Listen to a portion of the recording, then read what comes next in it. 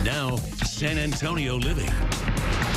Welcome back to San Antonio Living. We're going to spend the next half hour here talking about addiction and recovery. Our friends from the SOBA Recovery Center are joining us in studio this morning. Of course, you know actor Daniel Baldwin, a big advocate of SOBA. Also joining us, Alex Drogici, the operations manager out there. Scotty Brown is new to the conversation this morning. He is the co-founder of SOBA, along with Greg Hanley with SOBA Texas. It's good to see everybody. Thank you for coming. Thanks. Yeah. So you're the new guy on the couch this morning. Hello. I know you and Greg have been friends for a long time. Tell me a little bit about your connection to SOBA. Well, I had an idea. My dad was going to help me. He said, find one of your friends to help you. Luckily, I found Greg. Yeah. And together, you guys created the SOBA Recovery Center. I know, Greg, that was sort of a goal for you. It was like a dream to see this recovery center come to life, to be able to help people and create sort of a family atmosphere for people who are trying to recover from addictions. Yeah, no, well, I'd like to say that I had that idea at first, but it really evolved from us on a Thursday night not having anything to do, and we had a meeting in my garage and started talking about just having a place to hang out. So over the years, Scotty had found a property for me to buy in Malibu, and we made a little clubhouse so people that were new to recovery could have a place to gather. And then we noticed that there was a lot of things that were not designed to help people recover, and we started doing that. So a lot of times people go, what a great idea, and it wasn't anything that I had thought about. It just kind of evolved out of necessity. Yeah, luckily, Greg was probably one of the only people that could have pulled it off the way he did, you know. Because his background and experience working with people, and luckily, you know, he's recovering and, you know, was able.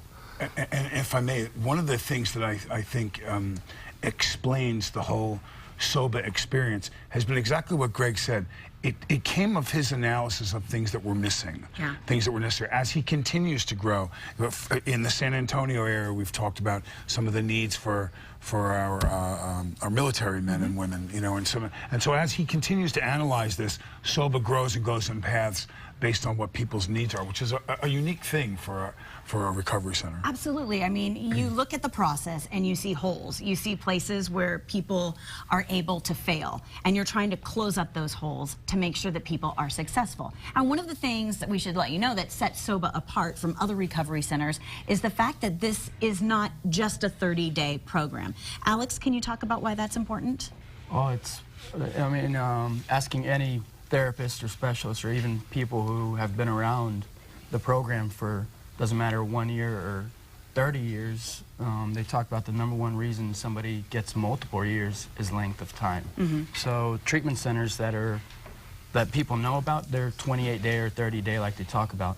And those are, as you've heard Greg and we all talk about it, those are designed to fail. They don't work. So it takes a long time to get a habit or get an addiction, and it's going to take longer than 28 days or 30 days to break it. Absolutely. So that's the difference with SOBA. There's not really a length of time. It's ongoing. It's a lifestyle they're trying to build, and that's what breaks the fellowship with the clubhouse and his parties and events for holidays.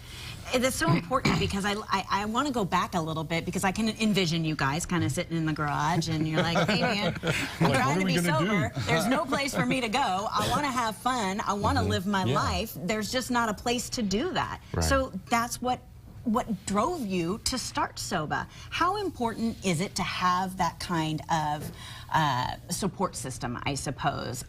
People that are going through the same thing as you, that don't disappear after 30 days, that are there for the long haul.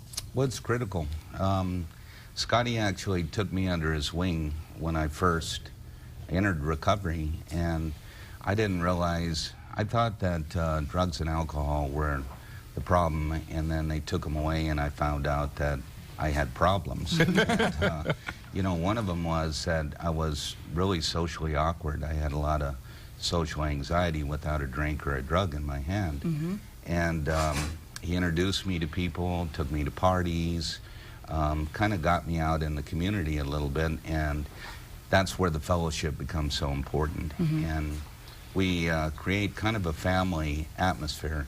I'd like to say, and we have the most wonderful therapists and people we could find in San Antonio, and I'd like to say that's really what does it, but what does it is the guys who are ahead of them, kind of keeping them, you know, having a safe place and people that understand what's going on, and they really hold each other up.